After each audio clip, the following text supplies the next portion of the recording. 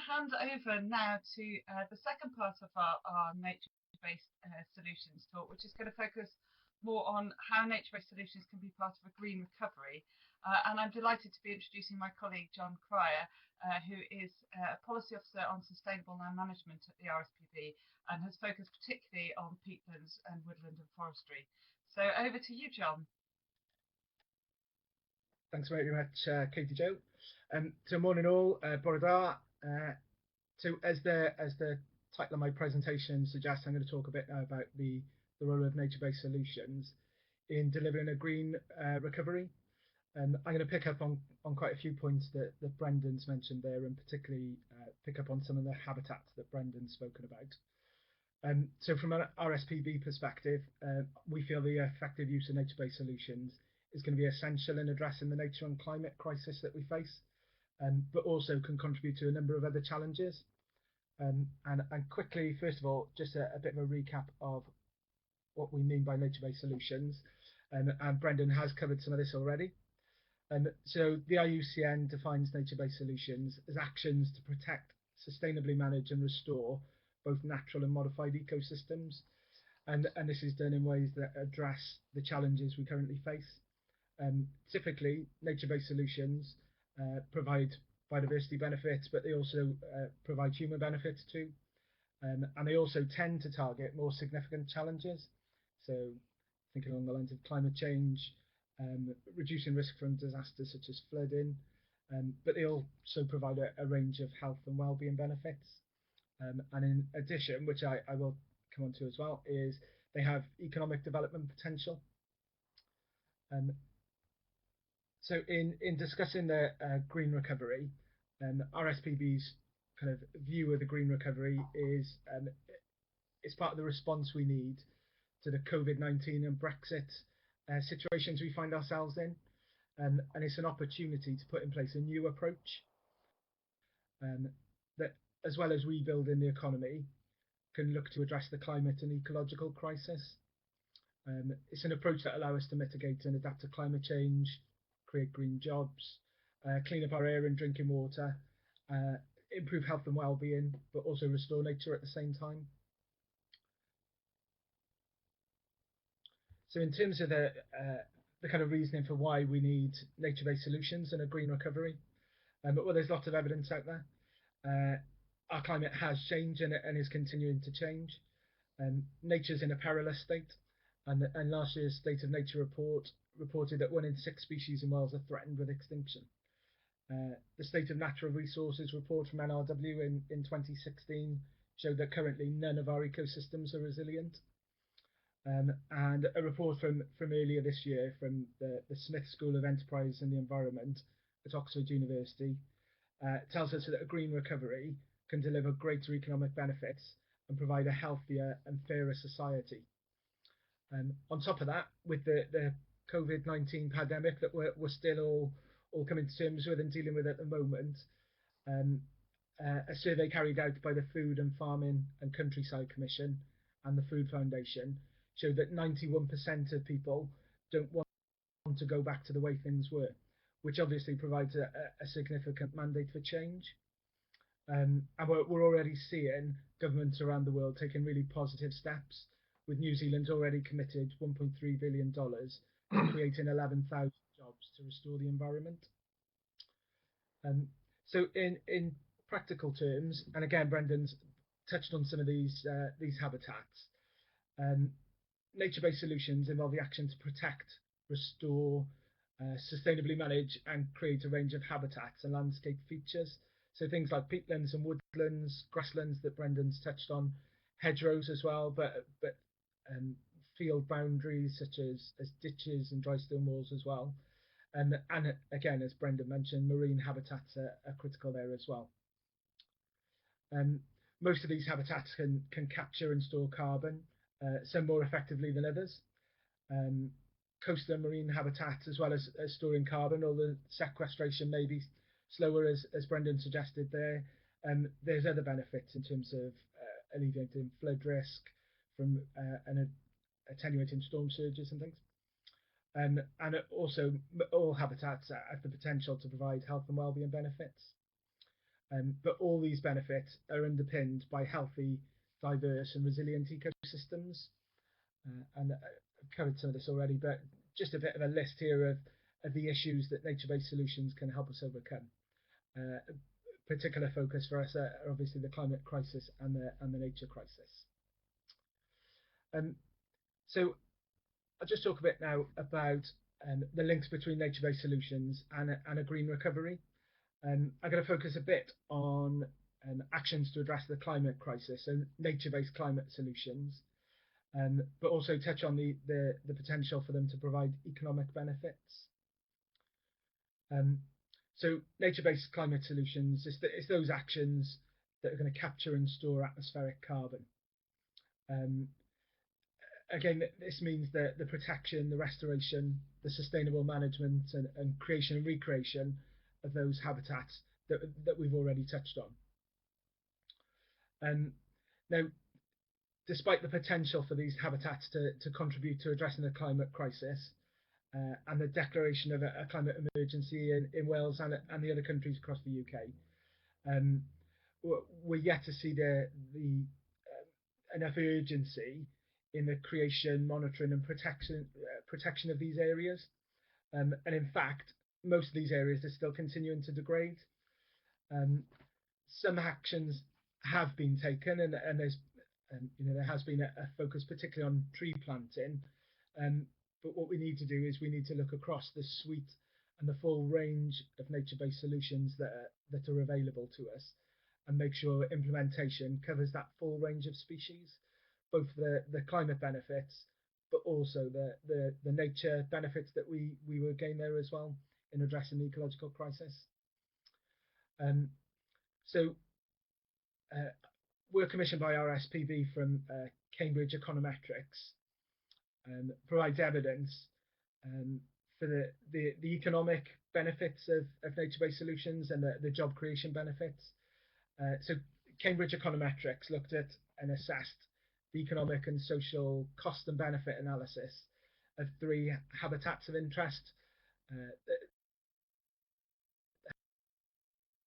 habitats they looked at were peatlands, woodlands and salt marsh. I think it's being published quite yet, but that'll be hopefully be up shortly. And what I'm going to do is I'll just touch on some of the conclusions that they came to. So in terms of peatlands, cost-benefit ratio was 4.62. So for every £1 invested in peatland restoration, we can expect £4.62 in return in economic and social benefits. Capital investment in restoration provides around 3 temporary jobs for every 100 hectares of habitat restored, and generates around £156,000 in gross value added. On top of that, an ongoing operation and maintenance of the restored habitats will provide approximately 7 job years for every 100 hectares restored, and generate around £3,213 gross value added for every hectare of habitat, and that, for the purposes of the report, that's up to a period of 100 years. Now, when we consider there are around 80,000 hectares of degraded peatlands in Wales, obviously there's a significant opportunity there. So likewise for salt marsh, the cost-benefit ratio here varied quite a bit, so that it was between 0.46 and 2.48, and that was down to some of the complexity and difficulty in restoring salt marsh. The location and the scale of works can also be quite a significant factor in the kind of cost-benefit analysis there, or the cost-benefit ratio. But on top of that kind of economic benefit, there's a whole range of other benefits, such as biodiversity, water quality, fish production, and flood alleviation. And that goes for all 3 habitats, for peatlands, salt marsh and woodlands. There are this range of additional benefits on top of the economics that obviously form a significant part of the conversation. In terms of capital investment in restoration, it generates approximately 14 to 74 temporary jobs per 100 hectares of habitat. and capital investment in salt marsh restoration is estimated to generate around between 880,000 and 4.8 million in gross value added for every 100 hectares of habitat. For woodlands, cost benefit ratio is about 2.79, and capital investment in restoration, or afforestation in this case, is expected to generate around 25 temporary jobs for every 100 hectares of trees planted, and generate about 1.2 million in gross value added. And then on top of that, again, there's ongoing investment for maintenance operation, create an additional 6 job years for every 100 hectares of trees planted, and around 314k in gross value added. Now, in addition, the report found that there's a wide range of benefits that are difficult to monetize, to include in a cost-benefit ratio. And some of these can be quite significant and will form a significant part of the consideration as we go forward.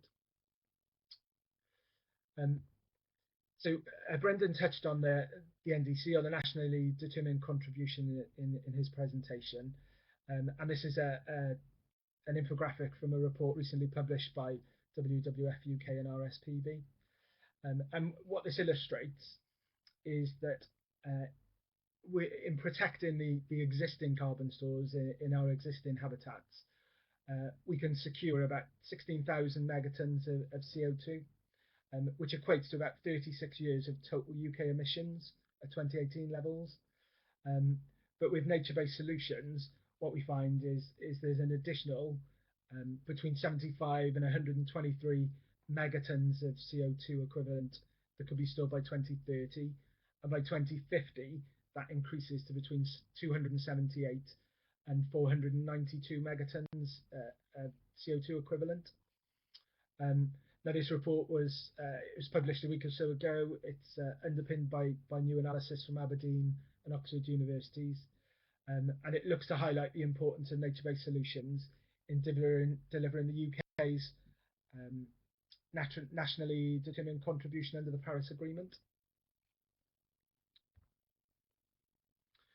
So in terms of delivering nature-based solutions, RSPB has been looking at where and how we might get the best outcomes for nature and the climate. This map that I'm just going to bring up, so this map is from a piece of work we published last year, and this identified the areas in Wales that were important for both carbon and nature. As you can see there, the big upland blocks are quite obvious there. There's some coastal and estuarine habitat around the Dee and the Bury Inlet as well that are quite obviously visible there. What is a bit more difficult to pick out is the entire map is covered in small scattering of small sites that are important for both nature and climate. And these represent a whole range of habitats, including grasslands, small woodlands, species-rich meadows. Now, the good news in Wales is that most of these, or a vast proportion of these sites, are captured within the designated sites network, which is not the case across all the UK countries. But what it does underline is the importance of securing proper management of our designated sites network. But in addition, we need to recognise that there's areas outside of the designated sites that are important for biodiversity and for climate, and that they need to be protected in decision making. Now, this was phase 1 of our carbon and nature mapping work. Phase 2, which is, as we've just begun to publish and it is ongoing, focuses on identifying the contribution that a number of habitats can make to achieving our carbon and climate ambitions. So similarly, they picked up on woodlands, peatlands and salt marsh. We've just published the peatland element, and what we find is that, and as shown in the graph on the left there, the analysis demonstrates we need to go further than even the highest scenarios from the Committee on Climate Change suggest in terms of peatland restoration. So the blue line there, the top line on the graph, shows if we stay as we are in business as usual. The yellow and green lines are based on the scenarios that have come from the Committee on Climate Change. And even with the high ambition scenario, we can see there carbon emissions continue at quite a significant level. But what we're looking at there is the lower purple line is the RSPB kind of suggestion of what we need, and that will give a much greater reduction in carbon emissions. In fact, what we found is if not restored, our degraded peatlands emit twice as much carbon as the the highest tree planting target set by the Committee on Climate Change. So yes, tree planting is part of the solution, but if we don't restore our peatlands, we're undermining our own hard work there. So there's some further work to be published in the new year on the woodlands, and the map on the right there comes from the work that will be published. And what this illustrates is those areas where tree planting might be more of a low risk, and that's considering soil carbon as a factor. So the green areas on the map are those areas we've identified as being the lowest risk in terms of disturbing soil carbon.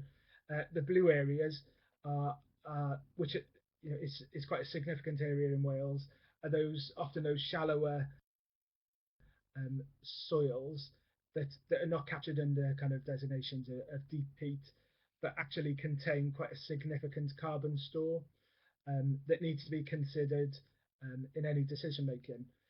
What we do recognise is that there's going to be trade-offs in some of those high-risk areas or higher risk areas. Planting may be the desired outcome where it provides a demonstrable climate or biodiversity benefit. And so just moving on to another piece of work that RSPB published earlier this year, and this was a review of climate change mitigation measures in agriculture.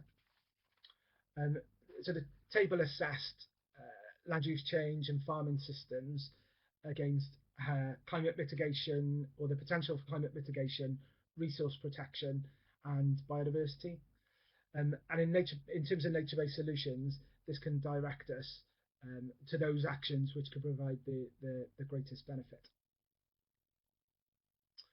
So there's just some key points here in terms of delivering nature-based solutions. So we have to deliver for nature, climate and people. And I know Brendan touched on this. Action for climate change shouldn't be at the expense of nature. We also need to make sure we implement them in the right place. And just to pick up another there, we need funding initiatives of an appropriate scale, and we need the funding to be available as soon as possible if nature-based solutions are going to help address the pressing climate and nature crises. So it's just another quick piece of work I'll touch on here. So this is work that's still underway, really. So we've been looking at the potential for developing a green workforce in Wales. And whilst I included this table, it's changed quite a bit since then. And a final version was sent across yesterday. And so what we looked at is, and this is partly in response to the increased unemployment levels caused by the COVID pandemic, but also for the need for solutions to halt biodiversity loss and move us towards a net zero carbon emissions. We particularly focused on jobs in the management, restoration and creation of habitats and green infrastructure, environmental land management and nature-based solutions. And whilst the table there shows around 3,000 jobs, what we've actually added into there now is control of invasive non-natives, nature conservation surveys, monitoring and evaluation, and nature-based tourism development plan. And that adds a significant number of jobs on top, bringing it up to just under 7,000 potential full-time equivalent roles. And then in considering how we deliver a green recovery, RSPB has come up with a 5-step pathway to a sustainable future. The pathway includes looking at sustainable jobs and infrastructure. We need to promote infrastructure that enhances rather than damages the environment. And as I've just touched on, we need to establish a green workforce. We need strong environmental protection. We need to strengthen the laws that protect the natural world and introduce legally binding nature recovery targets. We need resilient and nature-rich land and sea areas. We need to secure resilient ecological networks on land and sea, and where needed, we need to create new ones. We need healthy citizens. We need to introduce or increase public access to urban and rural nature-rich green spaces, and introduce green prescribing to promote active lifestyles and emotional well-being. And then we need Welsh Government to show leadership to integrate restoring resilient ecosystems and tackling climate change across all policy areas. And we feel there's clear evidence that by making the right decisions, we can recover better and build an equitable, climate safe, nature rich and healthy Wales that we all want and need. Thank you very much.